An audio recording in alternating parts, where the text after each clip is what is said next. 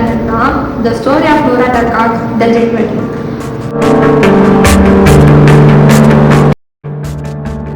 இவங்க குவைட்ல ரொம்பவே பாப்புலரான சிங்கரா. ஏன் அவங்க பியூட்டிஃபுல் வாய்ஸ்க்காக வெல்தியான பீப்புள் எல்லாருமே அவங்களோட கல்யாணத்துக்கு இவங்க வந்து பாடணும்னு ரொம்பவே ஆசைப்படுவாங்க. அந்த மாதிரி ஃபேமஸாக கிட்டத்தட்ட ரிச் ஆகிட்டே போயிட்டு இருக்க நிலைமையில தான் ஒரே ஒரு கல்யாணத்துக்கு போய் பாட்டு பாடுறாங்க. And than life time readymade எந்த வெட்டிங்குமே பாட மாட்டேன்னு முடிவு எடுக்கிறாங்க. அவங்களோட கதையை தான் இப்போ பார்க்க போகிறோம். அந்த ஸ்டோரி கொடுக்கலாம். ஜின்னுன்றது இந்த சவுத் ஏஷியன் அண்ட் அரேபியன் நாடுகளில் ரொம்பவே ஃபேமஸான அண்ட் ரொம்ப மிஸ்ட்ரி அண்ட் பயங்கரமான கூஸ்பம்ஸ் தரக்கூடிய ஒரு கிரியேச்சர் தான் ஜின். இதை டீமான் சாத்தான் என்ன வேணாலும் சொல்லலாம். அயர்னாலேயே உருவாக்கப்பட்டதா. அண்ட் இதுங்களுக்குன்னு தனியாக family rules markets and wedding நடக்குமா, ஈவன் அதுங்களுக்கு குழந்தைங்க கூட இருக்கும்னு சொல்கிறாங்க. அப்படிதான் சொல்கிறாங்க. விவரமாக தெரியணும் அப்படின்னா சிம்பிளி சரத் ப்ரோ அவங்க சேனலில் வந்துட்டு ஜின் வீடியோஸ் தான் பயங்கரமாக வியூஸ் போகிற வீடியோஸ். கயாசாவில் நான் வீட்டில் ஒரு ஜின்னை வச்சு குடும்பமே நடத்திட்டு இருக்காரு. ஸோ அவங்க பார்த்தீங்கன்னா உங்களுக்கு ஒரு ஐடியாஸ் கிடைக்கும், கிளாரிஃபை கிடைக்கும் ஜின்னுனா என்னென்னு. ஸோ பேசிக்காகவே நீங்கள் கேள்விப்பட்டிருப்பீங்க அந்த வீடு ராசி இல்லாத வீடு, லைக் அங்கே 6 months யாராச்சும் தான் அவங்க ஏதாச்சும் அவஸ்தமாக நடந்துடும் அப்படி இப்படி சொல்லுவாங்க. ஸோ அது எல்லாமே ஜின்னோட வேலைன்றாங்க. ஸோ தனியாக இருக்கட்டும். இப்போ நம்ம ஸ்டோரி பார்க்கலாம். ஸோ பேசிக்காகவே என்ன நடக்குது அப்படின்னா நூரா டக்காக்கு வந்துட்டு அன்றைக்கி ஒரு நாள் ஃபோன் அடிக்குது. ஸோ அவங்க ஃபோன் எடுத்து பேசும்போது அங்கேருந்து ஒரு வாய்ஸ் வந்துட்டு என்னோட பொண்ணோட கல்யாணத்துக்கு நீங்கள் பாட வரணும் அப்படின்னு போட்டுருவாங்க. அதுக்கு நூரா டக்காக்கு வந்துட்டு இல்லை அன்றைக்கி எங்களோட டே ஆஃப் நாங்கள் ரெஸ்ட் எடுக்கணும்னு சொல்கிறாங்க. அதுக்கு அந்த வாய்ஸ் வந்துட்டு நீங்கள் கேட்குறதோட நான் டபுளாக பே பண்ணி தரேன் அப்படின்னு சொல்கிறாங்க. ஸோ இதை கேட்டு நூரா டக்காக்கும் ஓகே அட்ரஸை கேட்டுட்டு ஃபோன் வச்சுருக்காங்க. தென் அவங்களோட டீம் மெம்பர்ஸ் அதாவது அவங்க பேண்ட் வச்சுருப்பாங்கல்ல அந்த பேண்ட் மெம்பர்ஸ் கிட்ட சொல்லும்போது அவங்க ஃபஸ்ட்டு ஹெசிடேட் பண்ணுறாங்க. லைக் அது எங்களோட டே ஆஃப் நான் எப்படி வருதுன்ட்டு. தென் அவங்ககிட்ட அமௌண்ட்டை பற்றி சொன்னேன். அவங்களும் ஓகேன்னு சொல்லி போகிறாங்க. நைட்டே அவங்க கிளம்புறாங்க.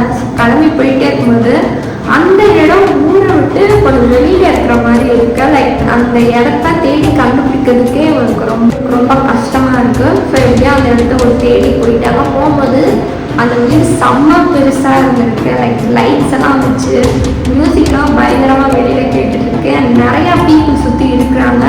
அவங்களோட ட்ரெஸ் எல்லாமே ரொம்பவே ஸ்ட்ரேஞ்சாக இருந்திருக்கு.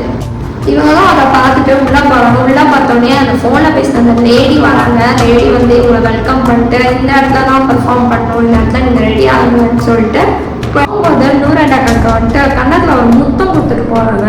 அப்போ நூரா டக்காக்கு என்ன சொல்கிறாங்கன்னா அவங்களோட ஸ்கின் வந்துட்டு ஹார்டாக இருக்குது, ராக் மாதிரி ஹார்டாக இருந்துச்சு. அண்ட் அவங்க போட்டிருந்த ட்ரெஸ் வந்துட்டு ரொம்ப வித்தியாசமாக இருந்துச்சுன்றாங்க.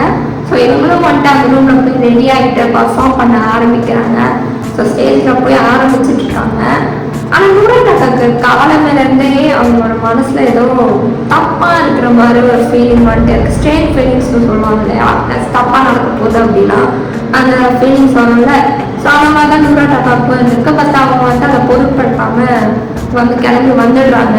ஸோ அவங்க வந்துட்டு அவங்க பெர்ஃபார்ம் பண்ணிகிட்டு இருக்கும்போது தான் நோட்டீஸ் பண்ணுறாங்க லைக் அங்கே இருக்கிறவங்களோட ட்ரெஸ்லாம் அப்படி வியர்டாக இருக்குது. அப்போ தான் பேண்டில் அந்த ஒரு பொண்ணு வந்துட்டு மயக்கம் போட்டு விழுறான். இவன் என்ன ஆச்சுன்னு சொல்லி திரும்பி பார்க்கும்போது அந்த பேண்டில் இன்னொரு ஒரு பையன் எங்கேயும் பார்த்து பயந்து போய் நின்றுட்டு இருக்கான்.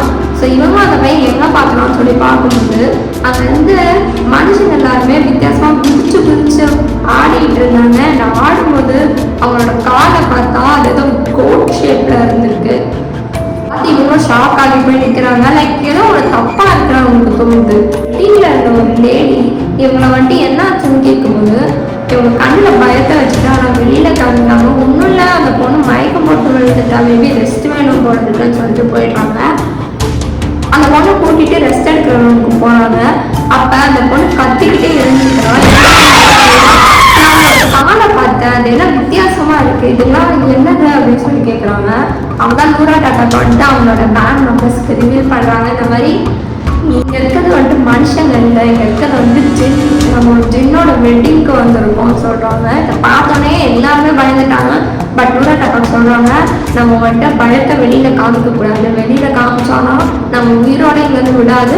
ஸோ முடிஞ்ச அளவுக்கு நம்ம பர்ஃபார்மன்ஸ் முடிச்சுட்டு போயிடலாம் அப்படின்னு சொல்கிறாங்க. ஸோ இவங்க வந்துட்டு அந்த மெம்பர்ஸ்க்கு வந்துட்டு தைரியத்தை கொடுத்துட்டு மறுபடியும் அந்த ஸ்டேஜுக்கு போய் பெர்ஃபார்ம் பண்ண ஆரம்பிக்கிறாங்க. அண்ட் தென் ஒரு பாட்டு பாட பாட அங்கே இருக்கிற என்விரான்மெண்ட் ஒரு மாதிரி ஸ்ட்ரேஞ்சாக மாறுது. அங்கே வித்தியாசமாக குரல் வருது. பீப்புள் எங்கேருந்தோ வராங்க, லைக் மறந்து வந்துட்டு இருக்காங்க. அண்ட் இன்னும் ஜம்ப் பண்ணி ஆடுறாங்க. அவங்களோட ரியலான செல்ஃப் வெளியில் வந்துட்டு போகுது. தென் திருப்பி பார்க்குறாங்க, அவங்க கால் எல்லாரோட காலுமே கோல்ட் ஷேப்பில் இருக்குது. இதெல்லாம் பார்த்துட்டு அவங்க பேண்டில் இருந்த ஒரு பொண்ணு கத்திட்டோடனே அங்கே இருக்கிறவங்க எல்லாருமே இவங்களை பார்க்குறாங்க. ஸோ அந்த டைமில் நூறாட்டா மனசில் அப்புறம் அவங்க இங்கேருந்து உயிரோட போகணுன்னு வேண்டிக்கிறாங்க. கரெக்டாக அந்த சமயத்தில் அந்த ஊரில் ஃபஜ்ர் தலாம்ன்றது ஓதுறாங்க. உங்களுக்கே தெரியும், அவங்க வீட்டு பக்கத்தில் மசூதி அந்த மாதிரி இருந்துச்சுன்னா அப்போ ஓதுவாங்க. அந்த மாதிரி தான் அந்த ஊரில் வந்துட்டு ஓடுறாங்க. லைக் டைம் பண்ணி ஊதுவாங்க போல இருக்கு. ஸோ கரெக்டாக அந்த ஃபஜ்ர் தலாம் அடிக்கிறது. அண்ட் அந்த சரௌண்டிங்ஸில் இருக்கிற எல்லா எலக்ட்ரிசிட்டியுமே கட் ஆகுது. அண்ட் அங்கே எல்லாருமே மறைஞ்சு போயிடுறாங்க. இதை பார்த்தோன்னே நூறாட்டா அண்ட் அவங்களோட மெம்பர்ஸ் வந்துட்டு ஓடி போயிடுறாங்க. ஓடி போகும்போது அங்கே ஒரு வயசான ஆள் நிற்கிறாரு. இவங்க அந்த வயசான ஆளை பார்த்து சின்னன்னு நினச்சிக்கிறாங்க. அந்த வயசான ஆள் இவங்கள பார்த்து சின்னன்னு நினச்சிக்கிறாங்க.